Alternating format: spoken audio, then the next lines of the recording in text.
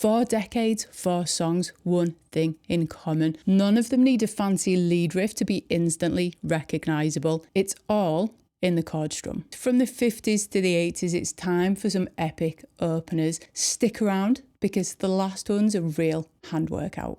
Number 1. We're gonna start in the 60s, Bad Moon Rising. Simple chords in the key of D, D, A, G, and it's the strumming pattern that really drives this song, gives it the bounce that we know and love.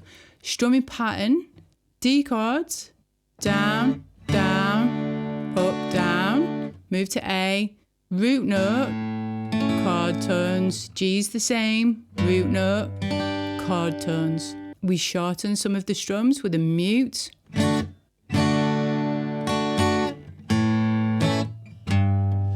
And to add to the bounce even further, a slight up strum on the chord changes.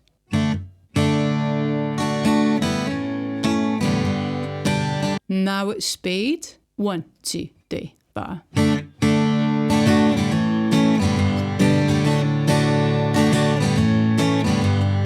This one's not delicate. Dig in and have a bit of fun. Number 2. Now we're going to jump to the 80s with Should I Stay or Should I Go by The Clash. This one is so distinctive. Strumming in the truest sense of the word. It's got attitude, it's got space, and it's got a little bit of percussion. 2 chords, our old faithful D and G. That's it. We begin on an up strum with the D chord. Up, down, up, down, up, down, up, down.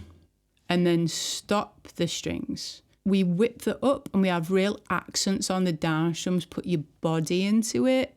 The muted sound that's so distinctive to this song, flatten your fingers across the strings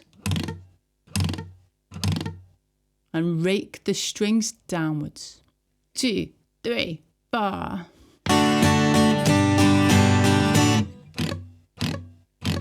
This one doesn't mess about, it's just chords strummed like you mean it. That attitude is the whole point. No fancy footwork, no clever fills. Jumping back in time to the 50s.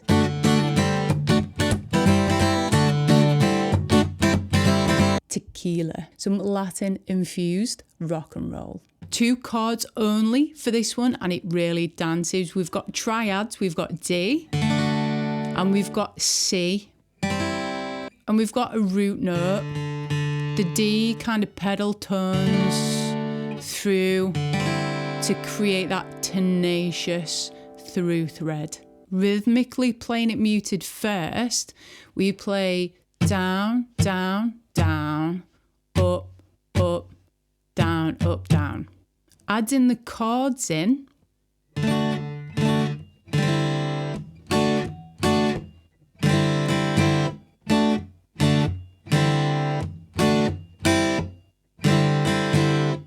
You can hear that there's silence between the chord strums, which adds to the choppiness. We're going to add a mute going into the down, up, down and coming out of it to create a bit more bounce. 2, 3, 4.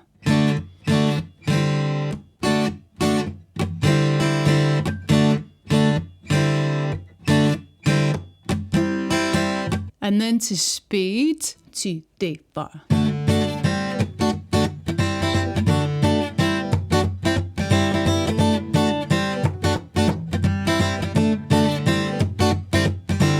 Tequila. If you want to play this in the same key as the recording, put your capo on fret number 1.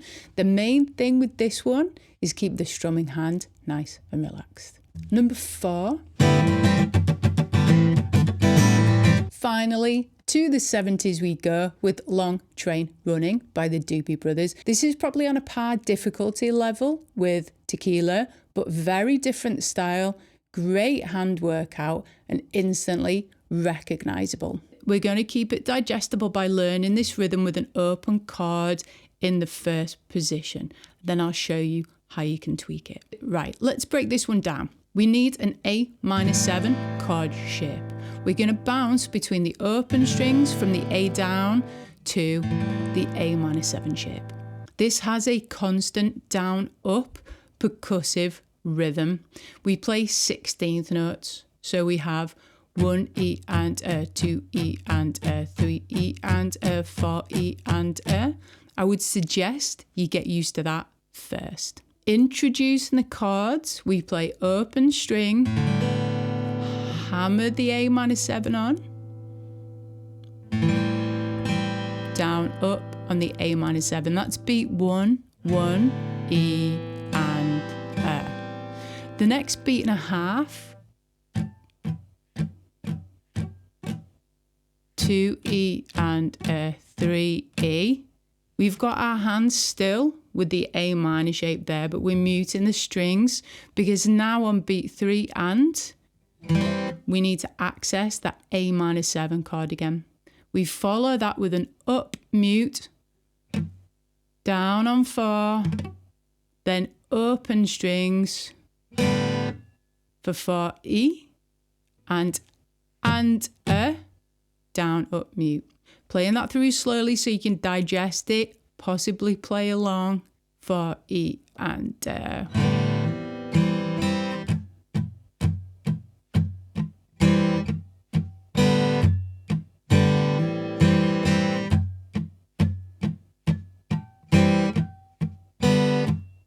You hear where they go. Take some time to put that together, get the coordination in place. It's a great rhythm to play. Playing this now faster.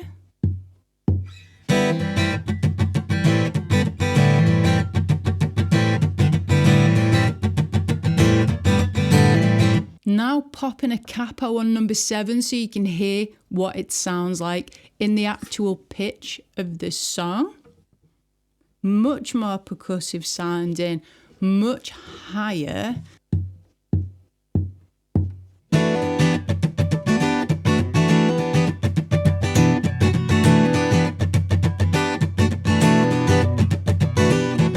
This one really is all about the muting, that funky pulse. It really makes you want to move. It's got that chugging train feel to it. It's the fretting hand that interjects with those chords to create the rhythm, keep that hand moving, and you will develop some real rhythmic skill. 4 decades and 4 unmistakable songs, not a lead riff between them, chords and a good strumming pattern. That's all you really need to make something truly epically recognisable.